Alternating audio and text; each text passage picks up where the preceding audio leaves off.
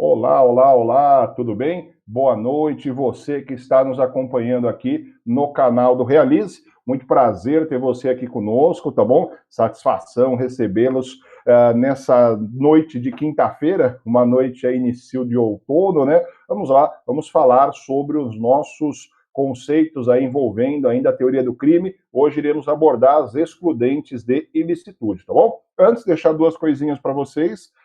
Tem aqui, eu mandei para vocês no nosso chat aqui da mensagem, mandei um link, que é o nosso canal do Telegram, tá bom? Se você quiser se inscrever no canal do Telegram, fica à vontade, tem um conteúdo aí exclusivo para vocês, tá bom? A gente está preparando aí um material diferenciado, o Realize aí, para juntar nesse nosso canal, tá bom? Além disso, semana que vem, nós vamos ter aula aí do professor Quintino, tá bom? Ele vai preparar uma live aí para vocês, falando da questão direito empresarial, direito civil aí, vai ser uma live top. Acompanhe aí essas informações no canal do Realize e nas nossas redes sociais também, tá bom? Então, essas são as nossas notícias, vamos arrebentar aí esse conteúdo falando aí sobre a antijuridicidade. É o segundo ponto aí da nossa teoria do crime, tá bom? Professor, esse ponto cai na prova do AB? Puta, não cai, ele despenca, tá bom? O AB gosta muito, muito aí de cobrar esse conteúdo de vocês, em especial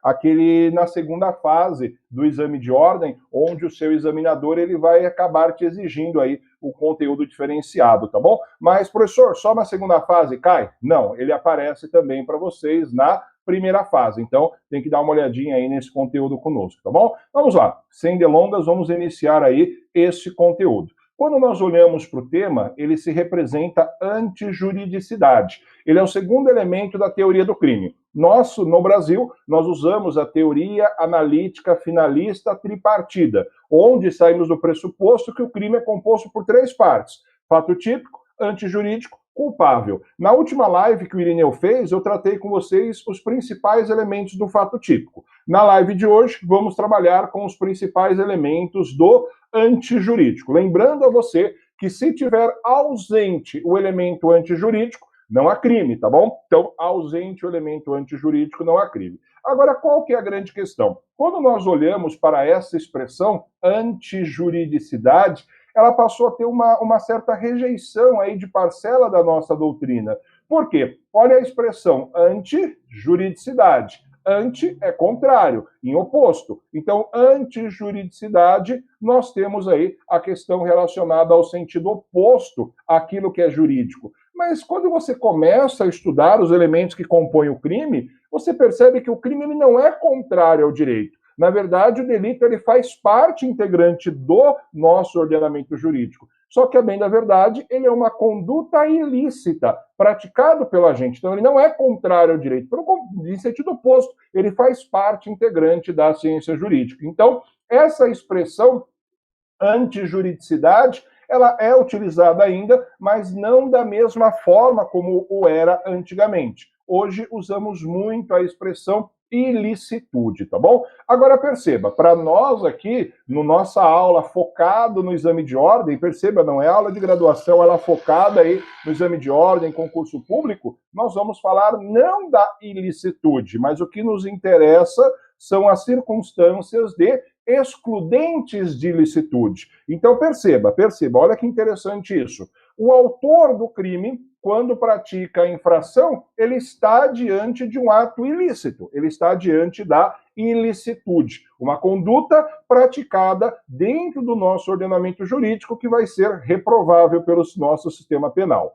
Entretanto, o que nos interessa são as excludentes de ilicitude. Então perceba, mesmo o autor praticando o fato típico, ou seja, tendo a tipicidade material, tipicidade formal e os demais elementos que fazem parte do fato típico, a conduta dele se exclui a ilicitude, ela passa, se você exclui o caráter ilícito do fato, é porque ela passa a ser permitida. Então, as excludentes de ilicitude surgem quando aquelas circunstâncias previamente estabelecidas na nossa legislação, mesmo naquela hipótese onde o nosso autor pratica um fato típico, ele é acobertado por uma circunstância que exclui o caráter ilícito do fato por ele praticado, fazendo que um fato típico ele se torne ele não seja antijurídico. Automaticamente o autor está diante de uma hipótese de excludente de ilicitude, tá bom? Então vamos prosseguir aí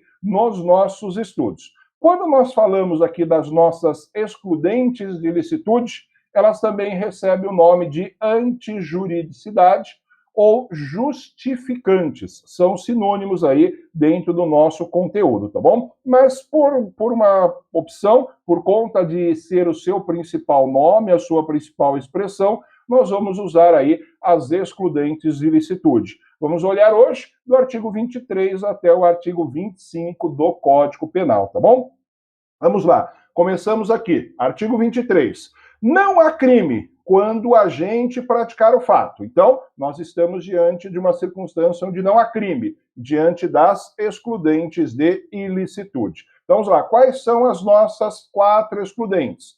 Estado de necessidade, legítima defesa, estrito cumprimento do dever legal e exercício regular de um direito. Professor, eu preciso saber as 4? É prudente. Se sua banca tiver aí com Jesus no coração, o seu examinador tiver com o coração depilado, ele vai perguntar para você quais são as 4 excludentes de ilicitude. E para você lembrar aí, tem uma palavrinha, não sei se você lembra aí de um lutador chinês, o Bruce Lee, e você consegue lembrar aqui o Bruce Lee, as nossas 4 excludentes de ilicitude, tá bom? Legítima defesa, estado de necessidade, estrito cumprimento do dever legal e exercício regular de um direito, tá bom? Essas são as 4 excludentes. As 2 primeiras, ou seja, legítima defesa e estado de necessidade, estão previstas no artigo 24 e no artigo 25. O estrito cumprimento do dever legal e o exercício regular de um direito são chamadas de excludente em branco, porque não possuem um artigo dedicado à sua estrutura.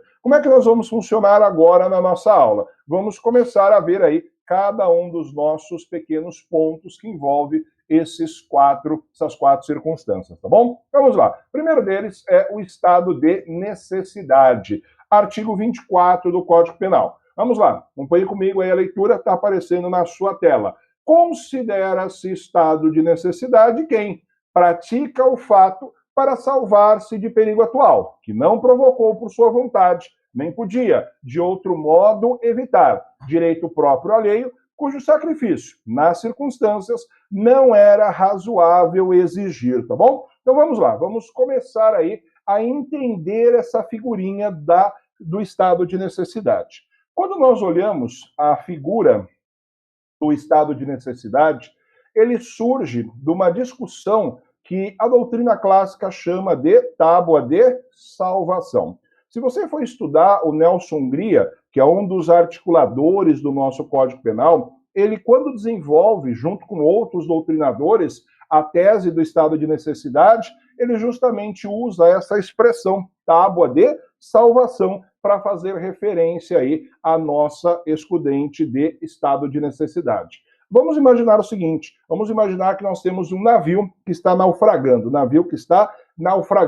e todas as pessoas, tripulação, passageiros, todo mundo morreu. Só ficou eu e você em cima dessa tábua de salvação, tá bom? Uma tábua, você sabe que for madeira maciça, a maioria das madeiras elas vão flutuar na água, tá bom? Raríssimas espécies afundam, mas a maioria vai flutuar. Imagine que eu e você subimos em cima dessa tábua de salvação, mas o nosso peso, o professor é gordinho, começa a afundar aí a nossa tábua de salvação. Agora perceba, eu e você, em alto mar, os 2 únicos sobreviventes desse navio. Se os 2 ficarem em cima da tábua de salvação, os 2 vão morrer. Eu olho para você, você olha para mim, você se volta e mata o professor, ficando sozinho na tábua. Com o seu peso, a tábua passa não mais a afundar e sim flutuar, e você vai sobrevivendo mais alguns dias. Você vive hoje para lutar amanhã. Nesse caso, o que nós temos aqui? Nós temos a chamada tábua de salvação. Essa é a ideia base do estado de necessidade.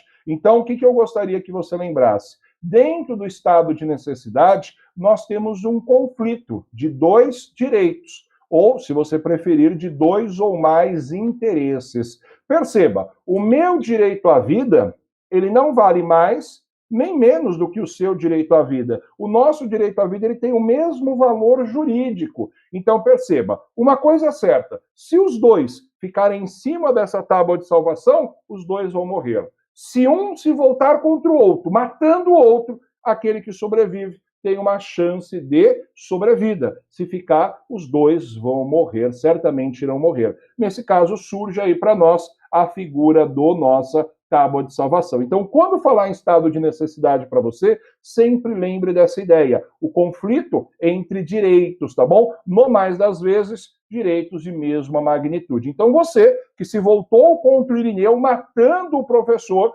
desse momento, nessa circunstância, você pratica o fato típico, homicídio, mas a sua conduta é acobertada pela excludente de ilicitude. Então, nós vamos excluir o caráter ilícito do fato, tornando a sua conduta, matar o Irineu, por consequência de sobrevivência a esse desastre, você estará diante aí de uma excludente de ilicitude, tá bom? Agora vamos lá. Vamos avançando aí dentro do nosso conteúdo. Quais são os nossos requisitos do estado de necessidade? Vamos começar aí falar um por um. O primeiro deles é o perigo atual.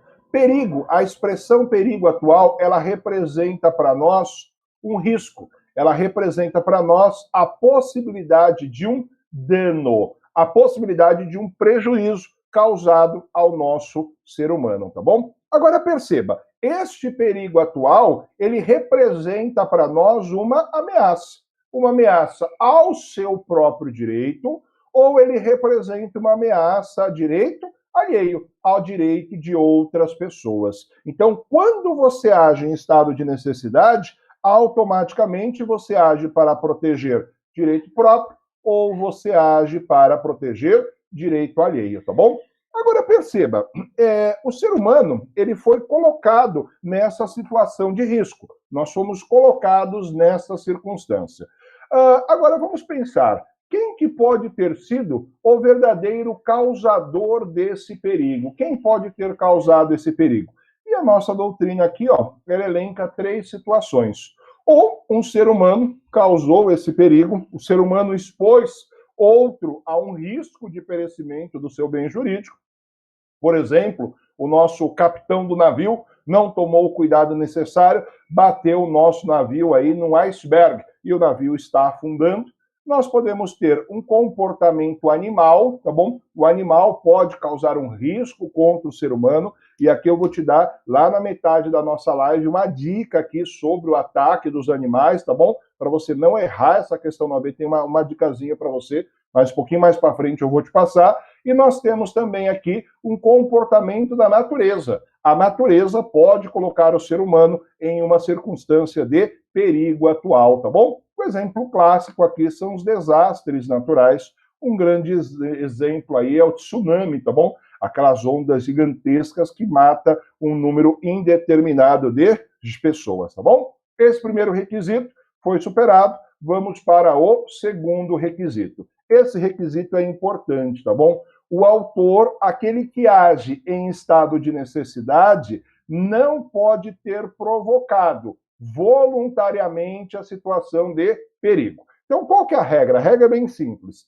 Se você causou a situação de risco, você não pode alegar o estado de necessidade. Se você é o causador do risco, com a intenção de causar esse risco a outrem, você não pode alegar estado de necessidade. O causador do risco, o causador do perigo, dolosamente, não pode alegar aí a figura do estado de necessidade. Então vamos imaginar o nosso exemplo aqui do nosso navio. O capitão do navio que joga o navio sob o iceberg para fazer com que ele quebre ali parte do seu casco, parte de sua estrutura, ele, capitão, não pode alegar o estado de necessidade, porque ele, com sua conduta anterior dolosa, causou a exposição do risco. Agora nós, tripulantes, passageiros desse navio, que nos voltemos contra esse capitão, nós podemos alegar o estado de necessidade, porque o perigo foi colocado em nossas mãos, ou seja, nosso direito, no caso o direito à vida, ele foi exposto por conta da atitude desta pessoa, tá bom? Belezinha? Então guarda essa dica. Quem causa o perigo não pode alegar o estado de necessidade. Depois, inexigibilidade do sacrifício ao bem ameaçado. Perceba, o bem ameaçado, nós vamos ter aí 2, 3 bens que estão conflitando. Desses bens ameaçados, você vai sacrificar um e você vai proteger outro, tá bom? E você vai proteger outro, tá bom? Então vamos voltar ali à nossa tábua de salvação. Eu e você na tábua de salvação. Perceba, os nossos direitos à vida, ele está ameaçado. O meu direito à vida e o seu direito à vida. Esses bens, eles são proporcionais. Esses bens, eles estão em confronto, estão em conflitos, mas os dois possuem a mesma magnitude. Agora perceba, um desses direitos que estão em conflito vai ser sacrificado. No nosso caso foi a vida do Irineu. Outro direito, do mesmo grau, ele vai ser protegido, que é o direito à sua vida. Então, nós não podemos exigir daquele que age em estado de necessidade o sacrifício ao bem jurídico que está ameaçado, ou seja, ao bem jurídico que está sendo colocado em risco. Então, perceba, eu não posso exigir de você o sacrifício da própria vida para salvar ou para preservar a vida do Irineu, tá bom? Então, vamos lá. Esse requisito aqui, ele é bem importante aí para os nossos estudos. E, por último, aqui, nós temos o elemento subjetivo. Ou seja, aquele que está agindo em estado de necessidade, ele tem que ter consciência de que está diante dessa circunstância justificante. Então, toma só cuidado que o nosso ordenamento jurídico não exige que aquele que está agindo em estado de necessidade tenha que conhecer todos os requisitos. Não, não é isso. Na verdade, aquele que está em estado de necessidade tem que ter consciência que ele está em risco, tá bom? E se ele não fizer nada, ele pode ter o perecimento desse seu bem protegido, tá bom? Os requisitos, ele fica a cargo aí da própria doutrina e da própria circunstância concreta, tá bom? Esses são os nossos 4 elementos do estado de necessidade. Agora vamos lá, 2 grandes espécies. Ressalto, existem várias outras, tá bom? Mas nós vamos trabalhar aí só com 2 espécies. Vamos lá.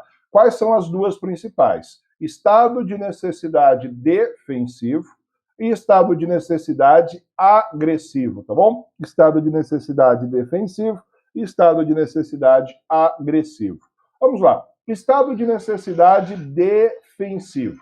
Defensivo. Nesse defensivo, você está defendendo o seu interesse contra alguém que produziu ou que colaborou com o resultado de risco. Então, perceba, no estado de necessidade defensivo, você vai se voltar contra aquela pessoa ou aquela circunstância que lhe colocou em risco. Vamos imaginar lá o exemplo do nosso capitão do navio. Ele colocou você e toda a tripulação e todos os passageiros em risco. Vamos imaginar que eu ou você estamos junto com o capitão na tábua de salvação. Quando nos voltamos contra ele, matando esse capitão, nós estamos diante do estado de necessidade defensivo, porque estamos nos defendendo do perigo que ele nos colocou, tá bom? Lembrando que o causador do dano não pode alegar o estado de necessidade, tá bom? Vamos lá, avançando. Estado de necessidade agressivo.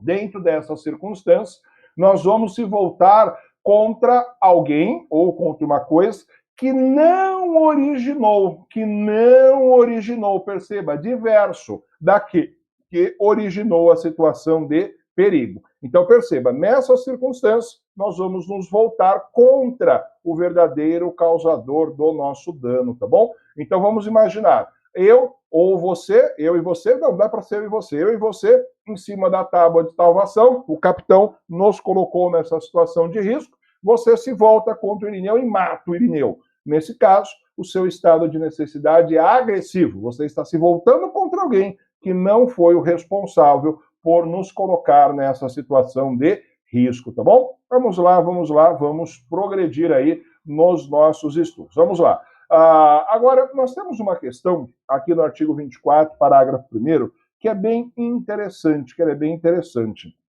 Ela não é de tanta importância assim, nível de prova, mas para reflexão jurídica ela é bem legal. Ela fala o seguinte, ó, não pode alegar estado de necessidade quem tiver o dever legal de enfrentar o perigo. Vamos lá. Quando nós olhamos para o dever legal de enfrentar o perigo, automaticamente essa figura vem na sua memória a ideia do garante, ou seja, artigo 13, parágrafo 2º, a linha A do nosso Código Penal, tá bom? Só vou tirar o Código Penal aqui porque não vai caber. Do nosso Código Penal. Perceba, o garante é aquela pessoa que tem o dever de agir, tem o dever de enfrentar o perigo. De tal forma que, se o garante não agir, ele passa a dividir a responsabilidade com o verdadeiro causador do dano. Agora, perceba, se o agente é garante, se o agente é pessoa que tem o dever legal de enfrentar o perigo, ele não pode alegar o estado de necessidade. Olha as primeiras palavras aqui do nosso artigo. Não pode alegar o estado de necessidade. Perceba, por quê? Porque aquelas pessoas que têm o dever de agir, como, por exemplo, aqui membros da segurança pública, Polícia Federal, Polícia Civil e outros que têm o dever de prestar auxílio, de agir, não pode alegar estado de necessidade. Não sei se você consegue conceber. Imagine um policial militar, um corpo de bombeiro militar, que está em frente a um prédio em chamas, um prédio pegando fogo.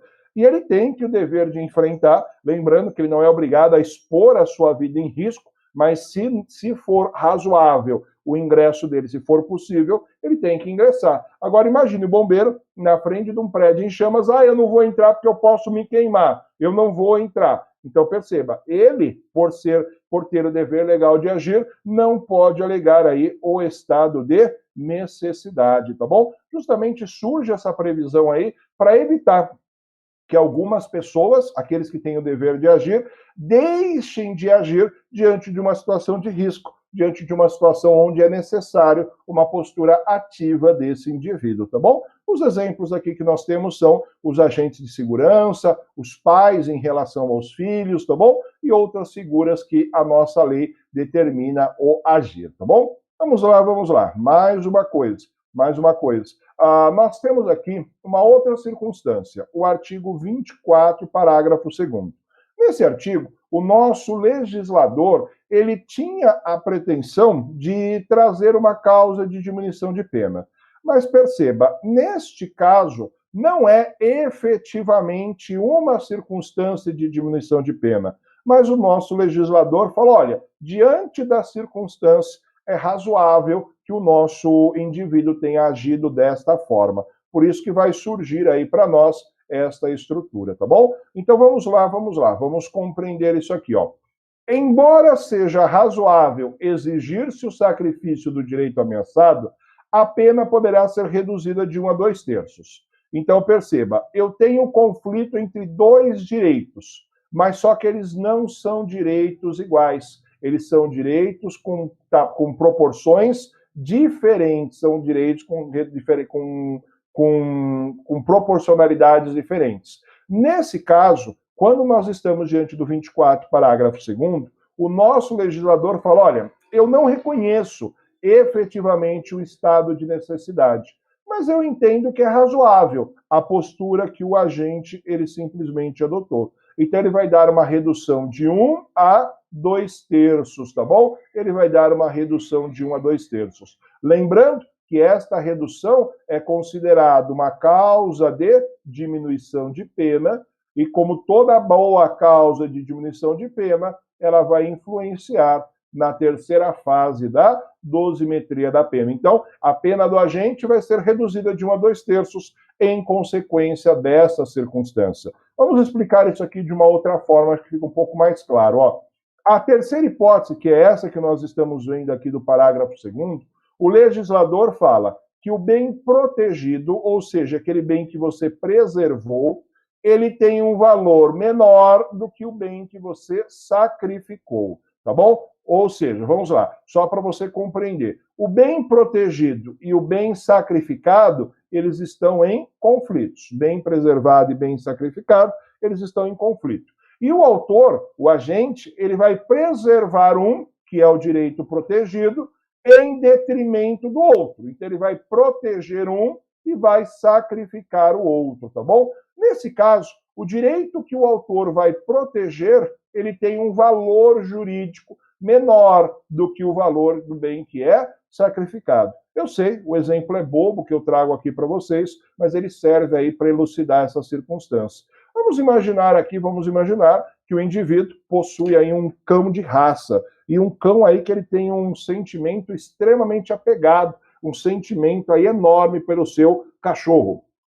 Não sei se vocês possuem cachorro aí, o professor possui, eu tenho aqui em casa um Yorkshire, é o Bruce, é um cachorro enorme, é desse tamanho aqui, e o cachorro é uma graça, você se apega, o Bruce já está com a gente aí, vai para 3 anos, tá bom? E você se apega, se apega ao bichano. Agora vamos imaginar o seguinte, que você tem aí um cachorro de raça que está indo na direção de um carrinho de brinquedo, beleza? Está indo na direção de um carrinho de brinquedo. Mas aquele carrinho de brinquedo, ele tem um valor sentimental para você. Vamos imaginar, foi o último presente que você ganhou aí da sua genitora, ou o último presente que você ganhou do seu mozão, exemplos. Então, nesse caso, você vê o cachorro vindo abocanhar esse brinquedo, e você olha o brinquedo, olha para o cachorro, olha para o brinquedo, olha para o cachorro, sacar e pum, dá um tiro e mata o cachorro, tá bom? Perceba, a vida animal, a vida de um animal, ela é maior, ela tem um valor jurídico maior do que um bem móvel, do que um carrinho, do que um brinquedo, tá bom?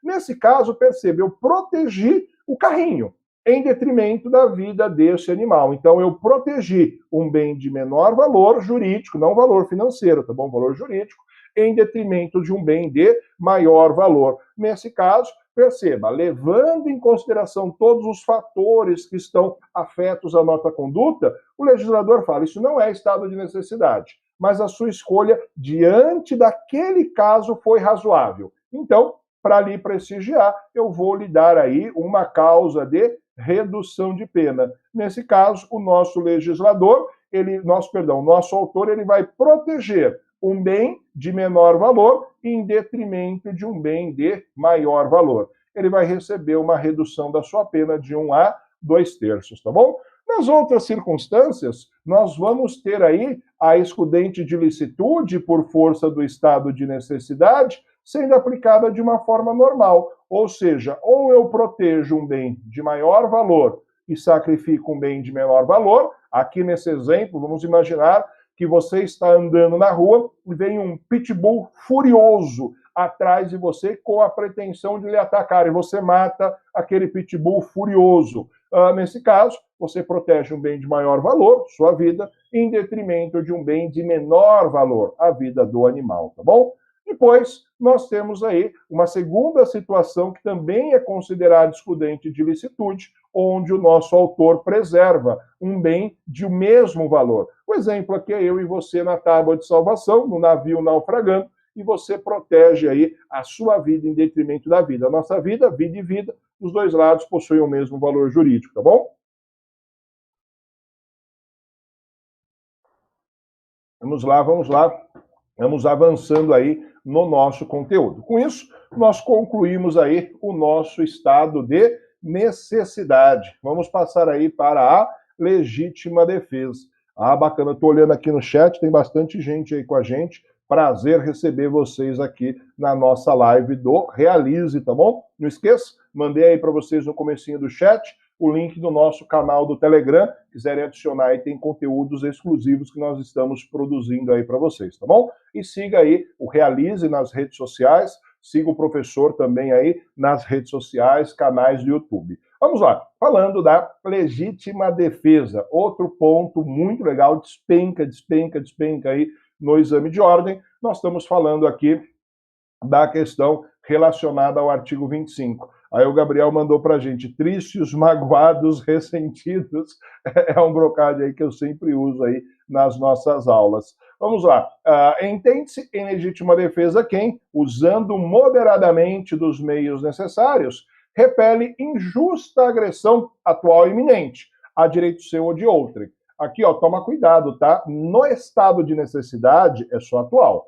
Na figura da legítima defesa, é atual e iminente. Toma cuidado para você não se confundir. Vamos lá. No momento em que foi criado o estado de necessidade, há muitos e muitos anos, a essência do estado de necessidade é aquela circunstância onde o autor ele mata para não morrer. Então, existe alguém que está ofendendo a sua integridade física ou a sua vida, e o autor se volta contra essa pessoa, agindo aí em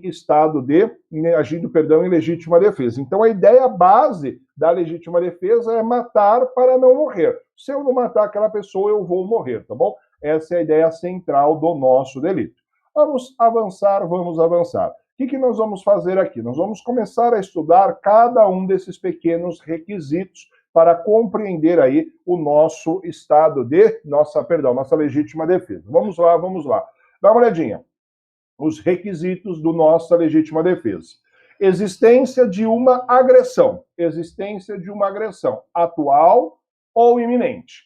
Esta agressão, eu já vou te explicar, ela tem que ser injusta, tá bom? Agora perceba, essa agressão tem que ser atual. Atual é aquela que está acontecendo agora, neste exato momento. Nesse exato momento ela está acontecendo. Ou ela pode ser aí uma circunstância eminente, ou seja, está em vias de acontecer, tá bom? Está em vias de acontecer. Neste caso, nós vamos ter aí o estado de necessidade. O iminente vai acontecer nos próximos instantes, tá bom? Agora perceba, quando nós falamos aqui, ó, da agressão, nós estamos diante de uma injusta agressão. E aqui eu vou te dar uma dica, ó, é diferente de uma injusta provocação, tá bom? Toma cuidado, injusta provocação faz parte do homicídio privilegiado, tá bom? Injusta agressão faz parte aí dentro do nossa legítima defesa. Então, injusta agressão, ou seja, aquela pessoa que está agindo em legítima defesa, ela está sofrendo uma agressão, sendo que essa agressão é injusta, essa agressão ela é ilícita, não era para estar ocorrendo esta agressão. E o nosso autor, ele simplesmente reage a essa injusta agressão, causando aí esse resultado do qual ele se defende para não morrer, tá bom? Além disso, quando nós falamos aí dessa excludente de licitude, de legítima defesa, o nosso legislador ainda exige que o autor ele tenha conhecimento dessa circunstância justificante. Ou seja, aquele que age em legítima defesa tem que ter consciência de que está agindo em legítima defesa. Da mesma forma como o estado de necessidade, eu não preciso que o autor tenha consciência de que ele realmente está em legítima defesa. Eu preciso que ele saiba que sua vida está sofrendo uma agressão. Ele está sofrendo uma agressão injusta e ele está reagindo a essa agressão injusta, tá bom? E aqui, por último, o nosso elemento mais importante da legítima defesa. O agente vai usar os meios, dá uma olhadinha, vai usar moderadamente os meios necessários. Vamos lá. Uso moderado dos meios necessários. Vamos começar aqui, vamos dividir em duas partes. Primeiro, o uso moderado. Vamos lá. O que representa esse uso moderado? O uso moderado é o uso da agressão, ele vai estar reagindo, né? Ele vai estar reagindo a essa agressão no exato limite para afastar a agressão injusta. Então, perceba, o uso moderado significa dizer que você vai usar estritamente o suficiente para afastar, para repelir essa injusta agressão. Toma cuidado, algumas vezes você vê algumas pessoas falando, olha, um tiro é muito, é pouco, 5 tiros é muito, nem um tiro, uma facada. Não, na verdade, não memorize quantidade. Memorize quantidade suficiente para afastar aquela agressão. Então, perceba, tem circunstância que um tiro ele pode ser excesso de legítima defesa. Tem circunstância que 2, 3 tiros pode ser o suficiente. Vamos dar um exemplo. Vamos imaginar que o professor Irineu ou você, estamos andando aí na rua e vem um lutador de MMA. Aqueles lutador de MMA gigante lá, o cara 2,20 m lá, enorme, e começa a vir aí correndo em cima da gente. Nós estamos armados, perceba? A pessoa vem falando que vai matar a gente, tira uma faca, vai vir matar, vou matar vocês. Nós sacamos a arma e damos um tiro. A pessoa não cai, a pessoa continua vindo. Nós damos o segundo disparo. A pessoa não cai, continua correndo em nossa direção. Damos o terceiro disparo. Aí ele para e simplesmente cessa a agressão injusta. Perceba, qual é o limite do uso moderado? O suficiente para afastar a agressão injusta. Um tiro pode ser muito. Às vezes 4, 5 tiros pode ser o suficiente, tá bom? Então não memorize quantidade, mas memorize o suficiente para afastar essa injusta agressão, tá bom? Vamos lá. Agora, os meios necessários. Os meios necessários significa dizer que o agente ele vai utilizar dos meios que ele tem à sua disposição naquele exato momento. Os meios que ele tem naquele momento para se defender. Então, esses meios necessários, eles são utilizados aí dentro da circunstância concreta. Às vezes, os meios necessários são os meios que ele possui a mais. Às vezes, pode estar diante de uma circunstância de excesso. Tome bastante cuidado com isso na sua prova, tá bom? Agora vamos lá. Aquela dica que eu falei para você que ia te dar do animal exatamente nesse momento, tá bom? Vamos lá, vamos lá, vamos lá. Dá uma olhadinha. Nós temos aqui a distinção entre estado de necessidade e legítima defesa. Quando nós falamos de estado de necessidade, nós vamos presumir um perigo, ou seja, um risco. Quando nós falamos da legítima defesa, nós vamos presumir uma agressão. Essa daqui é a primeira diferença.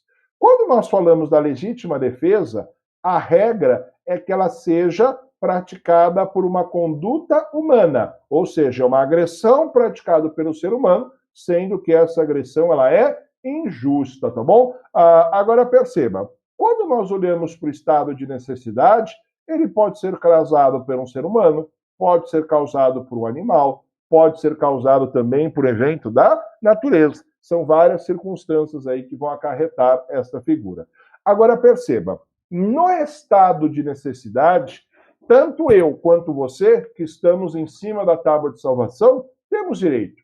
Se o Irineu matar você, o Irineu tem razão, preservando minha vida. Se você matar o Irineu, você também tem razão, porque você está preservando a sua vida. Nesse caso, todos têm razão, todos estão certos. Por que todos estão certos? Porque nós estamos aí diante de uma circunstância em que todos eles, todos envolvidos, têm o direito à preservação do bem que está sendo colocado em risco. Agora, na legítima defesa, perceba, se um está praticando uma agressão injusta e o outro está se defendendo, só um deles tem razão. Só aquele que age em legítima defesa tem razão, tá bom? Agora, voilá, chegou o nosso grande momento. Vamos lá. Quando nós falamos de estado de necessidade, ela pode ocorrer contra ataque de animal. A legítima defesa, via de regra, não pode se voltar contra o ataque animal. Agora você tem que tomar bastante cuidado aqui, muito cuidado com isso aqui, para você perceber como isso vai ser cobrado na sua prova. Vamos lá, bem fácil isso, sem problemas, sem masturbação mental. Se o animal está lhe atacando por força do instinto, se o animal está atacando você por instinto, e você sabe que o animal não tem consciência, ele vai agir instintivamente, ele vai agir muitas vezes por medo, para se defender. Quando o animal lhe ataca, ele está agindo por si só, ele está agindo de forma instintiva. Então, se o animal lhe ataca e você mata esse animal, isso é estado de necessidade, porque você está reagindo ao ataque de um animal. Agora perceba, se o animal ele é instigado por um ser humano a agir, aí você mata esse animal, isso é legítima defesa. Vamos imaginar, você está lá com o seu pitbull de codinome Thor, aí você vê o Irineu, puta, eu vou pegar esse filho da mãe desse professor aí, que vai dar uma prova ferrada na nossa semana de prova, então eu já vou pegar ele agora. Aí você solta a coleira e fala, Thor, pega! Nesse caso, percebe? O cachorro está cumprindo, atendendo um comando seu. Nessa circunstância, quando o dono do animal instiga o animal a agir, você está usando o cão como uma arma. Você poderia usar uma arma de fogo, mas você optou por usar o nosso cachorro. Nesse caso, nós estamos aí diante de uma figura de legítima defesa, tá bom? Professor, pode ter legítima defesa de estado animal, contra-ataque animal? Pode, quando o animal é instigado pelo seu dono ou por alguém a agir, tá bom? Vamos lá, vamos comentar aí um pouquinho da nossa legítima defesa. Nós temos aí 3 circunstâncias de legítima defesa. Legítima defesa real, legítima defesa sucessiva e legítima defesa putativa, tá bom? Vamos começar aí estudando cada uma delas. Legítima defesa real é essa que nós estamos vendo, tá bom? É essa que nós acabamos de ver do artigo 25 do Código Penal, também chamada de legítima defesa própria, tá bom? Nós acabamos de ver aqui sem grandes considerações. Tudo isso que eu falei para você até agora é legítima defesa real ou legítima defesa própria.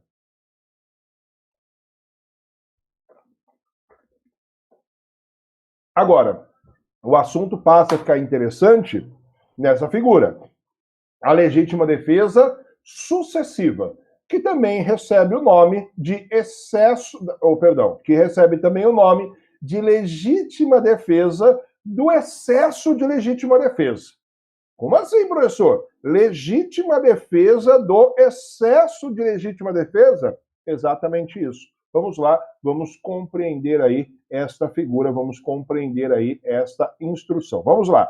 Quando nós falamos aqui, ó, na legítima defesa sucessiva, nós temos um indivíduo praticando a injusta agressão, tá bom? Ele está praticando a injusta agressão. Você percebe que nesta circunstância, se o indivíduo está praticando uma injusta agressão, esse aqui que está agindo em legítima defesa é a vítima? Então vamos imaginar, a pessoa vem me assaltar, para de assalto, e começa a me dar coronhadas. Ele, autor do roubo, está praticando uma injusta agressão, e eu sou a vítima. A conduta de injusta agressão, no nosso caso, do autor do crime de roubo, ela legitima a vítima a agir em legítima defesa. Então a vítima vai reagir a essa injusta agressão, ou seja, a vítima estará acobertada pela legítima defesa. Agora perceba, a nossa vítima do crime, ela é o autor da legítima defesa, tá bom? Agora perceba, esta pessoa que foi vítima, ele utilizou de forma moderada os meios necessários para repelir a injusta agressão. Mas pode acontecer dele estar diante de um excesso. Vamos imaginar um exemplo. Nós estamos chegando aí em nossa residência, abrimos o controle remoto do nosso portão, o portão está vasculando, entramos com o nosso carro. E o mala, o agressor, aqueles que não sabem, é o criminoso, tá bom? É o agressor, ele passa por baixo do portão no momento que ele está sendo fechado. E no momento que ele passa para baixo do portão, ele vai lá com a arma, vai parado, é o assalto. Nós simplesmente esperamos, deixamos aí o agressor abrir a porta, descemos do carro, e ele fala, quero carteira, quero tudo, vai celular, dá tudo. Eu pego a carteira, o celular, vou dar para ele. Quando ele vai pegar, eu solto, cai no chão. O nosso criminoso vai para pegar a nossa carteira, nós aproveitamos esse momento de distração e lhe damos um golpe mortal. E damos um golpe que conseguimos imobilizar o nosso agressor, tá bom? Vamos lá, pegamos um enforca-gato, prendemos a mão lá do nosso criminoso com o enforca-gato e deixamos ele lá. Aí nós olhamos, perceba, nesse momento, nós lhe causamos uma lesão corporal para nos defendermos de uma injusta agressão. Dentro dessa circunstância, não praticamos aí nenhum delito, tá bom? Nenhum delito, porque estamos acobertados sobre a ótica da legítima defesa. Aí eu olho e falo, mas que filha da mãe, olha o horário que esse cara tá vendo fazer isso, ele quer me assaltar agora. Aí eu começo a encher esse agressor, esse criminoso de bica, vou enchendo ele de socos, pontapés e várias formas. Você percebe que quando eu começo a agredir o nosso criminoso, eu estou diante do excesso de legítima defesa? Ou seja, eu agi num limite para cessar a injusta agressão. Ele está imobilizado. Entretanto, eu continuo agredindo. Eu passo ali a agredir. Esta agressão, posterior a cessar a injusta agressão dele, ela representa para nós um excesso de legítima defesa. O excesso de legítima defesa, por sua vez, é um ato ilícito.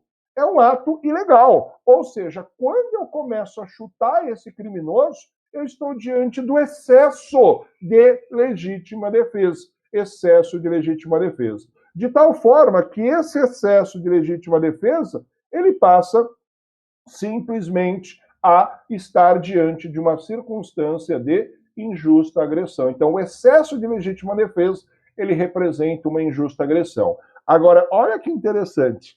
A injusta agressão que eu pratiquei, ou seja, o excesso de legítima defesa, faz com que o nosso criminoso haja em legítima defesa. Então, perceba aqui, ó, autor do roubo, vítima, tá bom? Autor do roubo, vítima do roubo. Vítima do roubo está em excesso. Faz com que o autor do roubo haja em legítima defesa. Vou lá, prazer, legítima defesa. Peraí, deixa eu pintar isso aqui de amarelo, fica mais fácil para você ver. O que é legítima defesa sucessiva? É a legítima defesa do excesso de legítima defesa. Nós temos aqui a legítima defesa sucessiva, tá bom? Isso aqui é muito interessante, é quando você reage ao excesso de legítima defesa. Vamos lá, vamos avançando aí no nosso conteúdo. Artigo 20, parágrafo 1º. O que esse artigo nos completa e nos traz de informação? Ele traz a legítima defesa putativa. Toma muito cuidado, tá bom? Existe o estado de necessidade putativo, existe a legítima defesa putativa e as outras excludentes. Eu opto sempre por falar da legítima defesa putativa, pois é onde mais aparece. Só toma cuidado. A legítima defesa está no artigo 25 do Código Penal e é considerada hipótese de excludente de ilicitude, tá bom? Agora, olha como é que nós começamos a legítima defesa putativa. É isento de pena.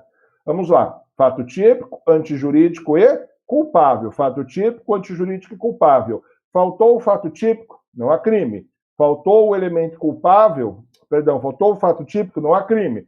Faltou o antijurídico, não há crime. Faltou o elemento culpável, não há pena. Não há pena. Então, quando nós estamos diante da legítima defesa putativa, isso é considerado excludente de culpabilidade, tá bom? Toma cuidado. Você não vai me falar que a legítima defesa putativa é excludente de licitude. Ela é excludente de culpabilidade. Por que é excludente de culpabilidade? Porque nós não teremos pena. Não há pena para essa conduta. Então, vamos lá, vamos entender isso aqui, ó. É isento de pena quem? Por erro plenamente justificado pelas circunstâncias, supõe situação de fato que, se existisse, tornaria a sua ação legítima. Não há isenção de pena quando o erro deriva de culpa e o fato é punível como crime culposo, tá bom? Vamos lá, ficar primeiro na primeira parte do artigo. Hipótese de excludente de culpabilidade pautada no erro. Tanto que a legítima defesa putativa, ela também é conhecida como delito de alucinação, tá bom? Ela é conhecida como delito de alucinação. O autor, ele passa a acreditar em algo que só está acontecendo na sua mente, mas que se de fato acontecesse, se aquilo fosse real, ele realmente estaria diante de uma legítima defesa, tá bom? Então vamos imaginar uma circunstância onde o nosso agressor, vamos imaginar, eu e você somos desafetos aí, um não gosta muito do outro, tá bom? Aí o que acontece? Estamos andando na rua, momentos de pandemia, o professor e você estamos andando na rua e nos encontramos na rua. E você sabe que eu nutro um ódio profundo de você e você também nutre um ódio profundo pelo professor. Aí eu olhei para você, você olhou para mim, um encarou o outro, aí eu simplesmente vou abrir o meu casaco e puxar alguma coisa. Eu vou abrir meu casaco e puxar alguma coisa. Você acredita que o Irineu está sacando uma arma. E presta atenção, alguns dias antes o Irineu falou para todo mundo que eu ia matar você se eu lhe encontrasse. Se eu lhe encontrar na rua, eu vou te matar. Aí o Irineu puxa o casaco, vai sacar alguma coisa. Quando eu vou sacar alguma coisa, você fala, caraca, ele vai me matar. Você puxa a arma antes e me mata. O Irineu cai morto. Aí você vai ver o que o Irineu vai tirar. O Irineu vai tirar, na verdade, um cartão onde eu estou fazendo um pedido formal de desculpas para você. Olha, eu agi de forma equivocada. Mas perceba que você está em uma situação de legítima defesa putativa, delito de alucinação. Você foi induzido a erro, ou seja, o erro para nós, aqui ele representa uma falsa percepção da realidade. Então, nesse caso aqui, o nosso agressor, o nosso autor desse homicídio, ele está numa circunstância onde ele está acreditando que está diante de uma injusta agressão. Ele fala, caramba, essa injusta agressão está na iminência de acontecer, o Irineu está sacando a arma. Mas, na verdade, isso não passa de um devaneio, não passa de uma alucinação de sua mente. Nesse caso, estamos diante da legítima defesa putativa, tá bom? Também chamado de delito de alucinação. Vamos lá, olha de novo aí a redação do nosso texto. É isento de pena. É isento de pena quem, por erro plenamente justificado pela circunstância, então perceba, erro plenamente justificado pelas circunstâncias. Supõe situação de fato que, se existisse, mas não existiu, tornaria a ação legítima. Se existisse, se aquilo fosse verdade, a sua ação certamente seria legítima, tá bom? Então isso é a chamada discriminante putativa, tá bom? Ou também chamado de delito de alucinação, tá bom? Vamos lá, vamos lá. Agora perceba, não há isenção de pena quando o erro deriva de culpa. Então perceba, se a falsa percepção da realidade que você teve deriva da ausência de cautelas necessárias ao convívio social, e o fato que você praticou, ou seja, sua conduta, ela for punida como crime culposo, você vai responder pelo crime culposo nesta hipótese, tá bom? Então essa daqui é o nosso conteúdo, tá bom? Esse aqui é o nosso conteúdo, beleza? Então vamos lá, vamos prosseguir aí no nosso conteúdo, a alteração legislativa decorrente aí do nosso pacote anticrimes, tá bom? Pacote anticrime aí do nosso ex-juiz ou ex-ministro da Justiça, Sérgio Moro, um projeto de lei de sua autoria. Vamos lá, qual que é a previsão aqui do nosso artigo 25, parágrafo único?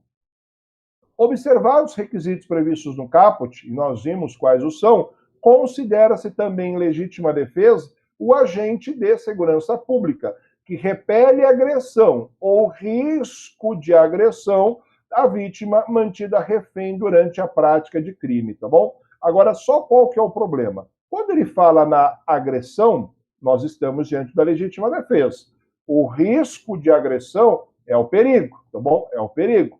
E o perigo é elemento da figura do estado de necessidade. Então toma cuidado aqui, isso aqui é um pouco criticado aí pela doutrina, porque a expressão risco é um dos elementos do estado de necessidade. Então perceba, o agente da segurança pública que está agindo para repelir uma agressão que está acontecendo ou em vias de acontecer contra a vítima, que são mantidas refém durante a prática de um delito, eles também terão esse benefício. Isso aqui é um apelo dos membros da segurança pública, porque se as vítimas eram mantidas como refém e eles agissem, muitas vezes acabavam matando o agressor, vinha lá a discussão se o agente de segurança pública ele teria ou não agido em legítima defesa. Então esse permissivo aí, ele já passa a trazer uma pacificação desse assunto em nosso seio social, tá bom?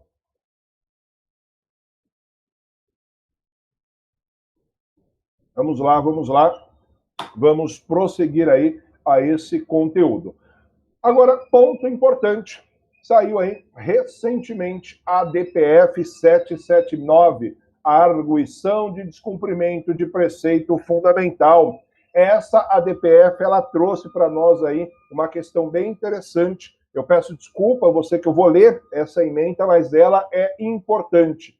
Ela trata de uma tese de legítima defesa da honra, normalmente utilizada aí em questões de crimes passionais, tá bom? Vamos imaginar a seguinte situação, vamos imaginar, você está agora assistindo a live do Irineu, ou está assistindo esse vídeo em algum local, aí eu lhe pergunto, e seu mozão está onde? O mozão está do lado? Onde será que o mozão está? E você fica preocupado fica encucado com isso que o professor te falou e você vai até o mozão, mas vai de forma sorrateira, tá bom? Vai de forma silenciosa. E você vai perceber que só descobre a traição quem é curioso, tá bom? Se você está chegando, avisa o seu mozão, amor, tô chegando, olha, tô chegando, tô na rua de casa. Aí dá tempo aí daquela pessoa que está esquentando o lado da cama ir embora, tá bom? Mas você é curioso, você chega de fininho, de forma sorrateira. Entra na sua casa e vê lá o Ricardão ou a Ricardinha esquentando o nosso lado da cama, vê o Ricardão, a Ricardinha lá tomando da sua cerveja, poxa, usando a sua Havaiana favoritas, aí você simplesmente fica incontrolável e mata. Mata quem? O mozão? Não, vai matar o Ricardão, tadinho do mozão, não vai morrer, você mata aí o Ricardão, tá bom? Ou a Ricardinha, dependendo do caso. Nesse caso, você matou em defesa da sua honra, então você agiu em legítima defesa da sua honra. Esse era o caso que usava-se muito nos crimes passionais, tá bom? Aquele famoso circunstância do amor que mata, tá bom? Vamos lá. Qual foi a tese que o STF pacificou? Vamos lá, acompanha comigo. Peço desculpa a você, mas eu preciso realmente ler esse conteúdo. O tribunal, por unanimidade, referendou a concessão parcial da medida cautelar para, primeiro, firmar o entendimento de que a tese de legítima defesa da honra é inconstitucional, por contrariar os princípios constitucionais da dignidade da pessoa humana, da proteção à vida e da igualdade de gênero. Então, essa tese é declarada inconstitucional, tá bom? Então, existe a inconstitucionalidade dessa tese. Segundo momento dessa decisão, conferir interpretação conforme a Constituição. Essa tese aqui é muito explorada em prova, principalmente no direito constitucional, tá bom? Interpretação conforme a Constituição, aos artigos 23, inciso 2 e 25 caput, parágrafo único do Código Penal, e o artigo 65 do Código de Processo Penal, de modo a excluir a legítima defesa da honra no âmbito do Instituto da Legítima Defesa. Então, perceba, exclui-se a legítima defesa da honra do nosso ordenamento jurídico. Terceiro, e, por consequência, obstar à defesa, à acusação, à autoridade policial e ao juiz que utilizem, direto ou indiretamente, a tese de legítima defesa da honra, ou qualquer argumento que induza a tese, nas fases pré-processual ou processual penal, bem como durante julgamento perante o tribunal do júri, sob pena de nulidade do ato e do julgamento, nos termos do voto do relator, tá bom? Então nós temos aí esta consequência, nós temos aí esse elemento que passa a ser importantíssimo para nós. Então, a partir dessa ADPF 779, o STF não permite mais a utilização da legítima defesa da honra dentro dos nossos argumentos, tá bom? Vamos lá. Superando essas questões todas, vamos falar aí do exercício regular de um direito. Vamos lá. Exercício regular de um direito. Vamos lá, acompanhem comigo. O exercício regular de um direito, ele é considerado uma excludente em branco, tá bom? Então vamos marcar aqui, ó, exercício regular de um direito. Exercício regular de um direito. O que acontece? Quando nós olhamos aí o nosso direito penal, o direito penal, ele é considerado como última ratio. O direito penal é a última razão das ciências jurídicas. Primeiro, nós tentamos combater os atos ilícitos por outros ramos do direito. Se eles não conseguem resolver, aí sim nós chamamos o direito penal. Então, o direito penal é como se fosse o irmão mais velho, tá bom? Sabe aquele irmão mais velho que você chama para te defender? É o direito penal. Então, quando nós chamamos aí o direito penal, é porque os outros ramos se mostraram ineficazes para a solução do problema que a sociedade enfrenta. Entretanto, o direito penal, ele tem que ser harmônico com os demais ramos da ciência jurídica. Então, o direito penal ele tem que ser harmônico com os outros ramos do direito. Não pode os outros ramos do direito permitirem determinada conduta e o direito penal não permitir, tá bom? Um exemplo clássico aqui de exercício regular de um direito são as pessoas que estão praticando esporte, o chamado direito desportivo. Quando você olha lá o direito desportivo, algumas práticas desportivas, elas podem causar problemas seríssimos ao indivíduo. Por exemplo, você olha aí a luta de MMA, tá bom? Lembra daquele evento onde o Anderson Silva foi praticar lá uma luta, foi lutar com o seu adversário, não me recordo quem é, tá bom? Não me recordo o nome do seu ex-adversário. Ele foi lutar contra o adversário, foi dar um chute no adversário, e naquele chute ele acabou quebrando a perna, acho que ele quebrou a perna, se não me falha a memória, ele acabou quebrando lá uma parte da sua perna. E ficou até a fratura exposta, a cena foi muito chocante ali.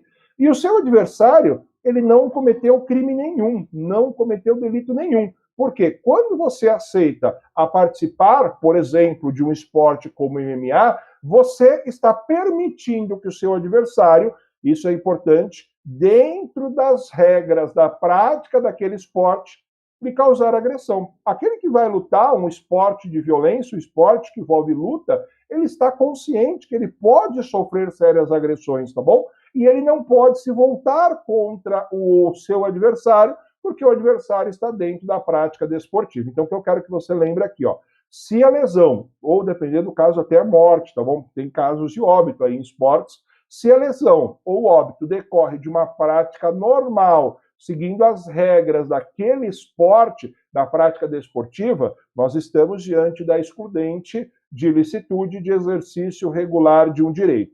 Agora, se a nossa prática esportiva, ela foi praticada em desconformidade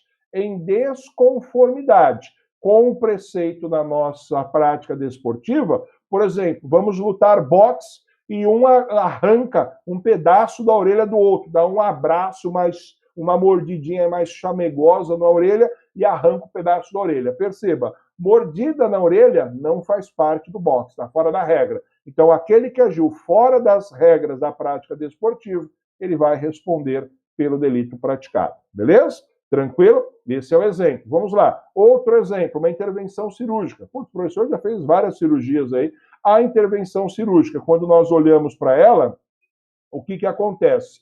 Nós temos aí um problema. Porque quando você vai fazer uma cirurgia, o médico, para lhe operar, para fazer uma intervenção cirúrgica, ele causa lesão corporal em você.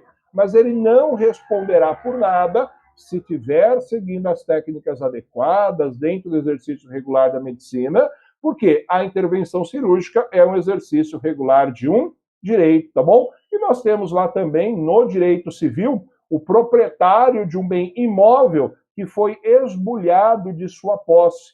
O Código Civil permite que ele possa aí reagir com as suas próprias mãos, tá bom? Ou seja, usando as próprias forças, para se manter na posse ou para se reintegrá-la imediatamente. Então, nesse caso, o proprietário acaba utilizando-se aí da lesão, lesionando aqueles que invadiram seu imóvel, então ele estará acobertado aí por essa excludente. Você percebe que o exercício regular de um direito, ele vai decorrer da harmonização do direito penal com outros ramos do direito. Não pode um ramo do direito permitir uma conduta e o direito penal proibi-la. Os dois têm que falar a mesma língua, os dois têm que agir no mesmo sentido, tá bom? Vamos lá, vamos avançar aqui. Outra figurinha que nós vamos falar é a questão relacionada ao estrito cumprimento de um dever legal. Quando nós falamos ao estrito cumprimento do dever legal, também é considerada uma excludente em branco, tá bom? E, na verdade, quando nós falamos estrito cumprimento do dever legal, nós temos que olhar para aquelas pessoas que possuem um dever legal, ou seja, são os agentes públicos, os nossos servidores, os nossos funcionários. Os agentes públicos que estão no exercício de suas funções possuem uma série de atribuições que têm que cumpri-las. E quando eles agem no exercício dessa atribuição, eles não cometem nenhum ato ilícito. Dois exemplos aqui para você. Um que a doutrina fala muito é o soldado que está na guerra e ele vai matar o soldado inimigo. Então ele está lá na guerra, protegendo lá o seu ponto, protegendo lá a sua base, o seu forte, e o soldado inimigo tenta invadir o local onde ele está protegendo. Ele mata o soldado inimigo.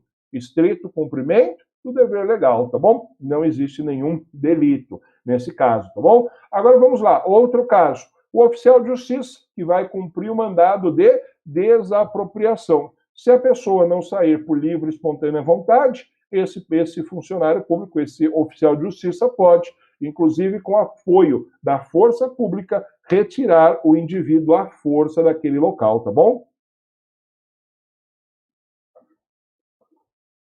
Então, quem age em estrito cumprimento do dever legal, aqueles que têm o próprio dever legal de agir, tá bom? Esse aqui é o nosso conteúdo. Agora vamos lá. Superada essa questão, queria deixar com você aqui um pontinho bem interessante, que são os ofendículos. Não sei se você já ouviu falar dos ofendículos, tá bom? Eles são aparatos, como a doutrina fala, aparatos pré-ordenados para a defesa do patrimônio. Um exemplo clássico aqui de ofendículo é a cerca elétrica. O professor mora em condomínio hoje, eu pessoalmente adoro casa, mas casa ultimamente é um tanto perigoso aí para morar. O professor opta aí por morar em condomínio. Aqui no condomínio eu olho, em volta de todo o condomínio tem cerca elétrica. E funciona, a cerca elétrica funciona. E quando você tem a cerca elétrica, ela é um ofendículo, é um aparato de segurança que está instalado, ele não está ativado. Se o indivíduo for tentar entrar, encostar na cerca, dá um choque nele, dentro dos limites regulamentados, tá bom? Tem que seguir a regulamentação desse ofendículo. Outro exemplo, também é perigoso pra caramba. Você tem portão, você tem lanças, tá bom? Você tem lanças aí no portão. Tem um caso do marido de uma colega nossa, porque eu trabalhava na Secretaria da Justiça. O rapaz, ele prestava serviço para a NET, ele foi fazer a instalação da NET no poste, ele desequilibrou e caiu de lá de cima do poste. Ele não estava usando equipamento de segurança e ele caiu de costa em cima do portão ali com aquelas lanças ali. Foi fatal, não deu tempo de socorrer. Mas perceba, lança no portão é perigoso pra caramba. Muitos lugares aí não permitem essas lanças, tá bom? Mas essas lanças aí também são ofendículos. Outro exemplo aí, o cachorro, o cão de guarda, sei lá, um pitbull, um Rottweiler, você tem um cachorro lá de segurança. Esses aí são ofendículos. Agora vamos lá. Quando ninguém mexe, o ofendículo está lá, está parado, ele está pré-ordenado, ele está programado para agir quando ocorrer a invasão à propriedade, para defender o seu patrimônio. Agora vamos imaginar, o indivíduo ingressa na sua casa, encosta lá na cerca elétrica, toma um choque e cai. Vamos imaginar que ele cai lá e morre, tá bom? Perceba, se tem que sair no pressuposto que você está seguindo as regras exatas para a instalação do ofendículo, tá bom? Você não está fora das regras. O ofendículo, ele é o quê? Ele é legítima defesa? Ele é estado de necessidade? Exercício regular de um direito? Estrito cumprimento do dever legal? O que é o ofendículo, tá bom? Por fato de estarmos numa live, e nosso tempo aí, ele ser um tempo curto, o professor vai te dar a resposta já. Vamos lá. O ofendículo, vamos lá, enquanto ele não for acionado,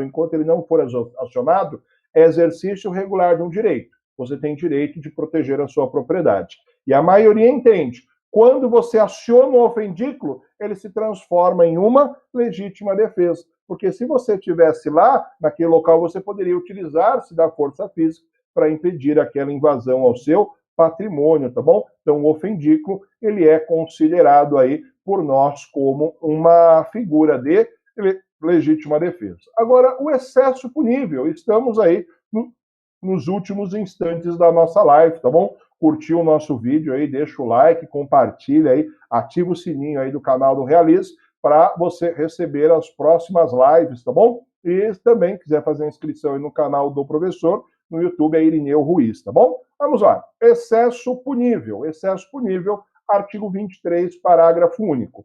O agente, em qualquer das hipóteses desse artigo, em todas as excludentes. Então, vale em todas as 4 excludentes, tá bom? Responderá pelo excesso doloso e pelo excesso culposo. Vamos lá, vamos entender essa figura.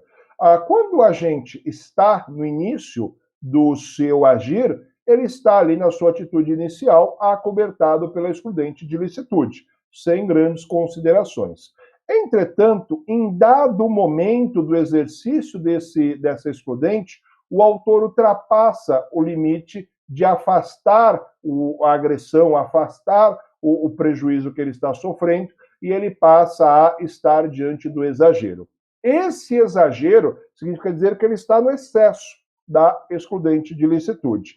E automaticamente o indivíduo pode, ou vai, dependendo do caso, cometer um crime, seja um crime doloso ou seja um crime culposo, tá bom? E o nosso agressor ele vai responder por esse excesso. Este excesso aqui vai gerar aí a sua responsabilidade penal. Vamos lá. 2 tipos de excesso. Ou o excesso pode ser consciente, ou o excesso pode ser inconsciente. Vamos lá, vamos lá, vamos lá. 2 figurinhas para nós analisarmos aqui. O excesso consciente, também chamado de excesso voluntário. Nesse caso, como ele é consciente, perceba, o autor tem consciência, ele tem vontade, livre e consciente de que está diante do excesso. Esse excesso é o excesso doloso. Então, excesso doloso, excesso consciente, o excesso voluntário, o autor tem plena consciência daquilo que está acontecendo, tá bom? Exemplo, eu te dei um exemplo aqui no meio da nossa aula hoje de um excesso doloso. Vamos imaginar que você vai ser assaltado, você consegue dominar o agressor, o ladrão, o nosso roubador. Depois que o roubador já está imobilizado, você, furioso com a atitude que ele fez, começa a encher ele de bica, dá ele vários e vários chutes nele. Esses chutes, depois que ele está imobilizado, ele representa o excesso de legítima defesa. Nesse caso, você vai responder pelo excesso doloso. No caso, o seu crime é lesão corporal dolosa, tá bom? E você vai ver se é leve, grave ou gravíssima. E aí depois, nós temos aqui também o excesso inconsciente, ou também chamado excesso involuntário, ou também chamado de excesso culposo. Nesse caso, o nosso agente ele ultrapassa os limites da nossa excludente de licitude sem se dar conta disso. Ou seja, ele age por ausência de cautela. Esse caso que eu trouxe aqui para vocês é um caso que aconteceu de verdade, tá bom? Eu lembro, isso foi em 2007, 2006, 2008 esse caso. Na época eu era estagiário do Ministério Público lá em São Bernardo e esse caso foi verídico, tá bom? Eu sempre conto esse caso na nossa aula da graduação. O que aconteceu? Nós tínhamos aí uma senhora bem velhinha lá, bem velhinha, ela foi receber a sua aposentadoria no banco. Ela tinha mania de ir até o banco para receber a aposentadoria. Hoje, você pode receber na conta, fazer um Pix, está tudo certo. Mas ela ia receber o dinheirinho dela lá no banco, punha todo o dinheirinho e ia pagar as suas contas. Então, ela aproveitava aquele dia para fazer todos os seus afazeres no centro. Então, ela saiu da agência bancária com a sua roupa, com a sua carteira, com o seu dinheirinho ali da aposentadoria, uma senhorinha mesmo, tá bom? Usava ali um guarda-chuva como se fosse uma bengalinha, tá bom? Aí vem um assaltante lhe assaltar. Parado, vai, vó, perdeu, dá a carteira, dá o dinheiro, vai, perdeu. Ela ficou tão assustada, que ela começou a bater no assaltante com o guarda-chuva. Para, você não vai me assaltar. Começou a bater nele com o guarda-chuva. E o assaltante não esperava isso. Ele começou, não, para, começou a se defender.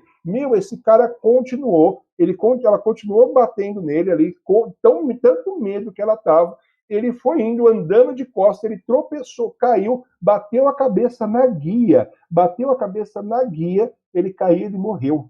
É verdade, esse caso, o assaltante caiu de cabeça no chão ali, ele desequilibrou, caiu, bateu a nuca, bateu essa parte de trás aqui, na guia e morreu. Não sei te explicar o que aconteceu lá, não lembro mais, foi 2008 esse caso, mas ele acabou vindo a óbito, tá bom? E a velhinha ali desesperada, ela não conseguia parar de mexer, de querer agredir todo mundo, de tamanho medo, o susto que ela levou por conta disso, tá bom? Nesse caso, ela respondeu aí pelo excesso culposo. Depois eu não sei te dizer se ela foi condenada, porque eu saí de São Bernardo, do MP de São Bernardo, fui trabalhar no MP da Barra Funda, então não acompanhei, mas ela estava respondendo por esse processo. Então eu acredito que provavelmente o promotor não deve ter denunciado aí por conta de tudo isso, mas em tese ela está diante do excesso culposo, tá bom? Vamos lá. E a última coisa na nossa aula de hoje é o excesso crasso.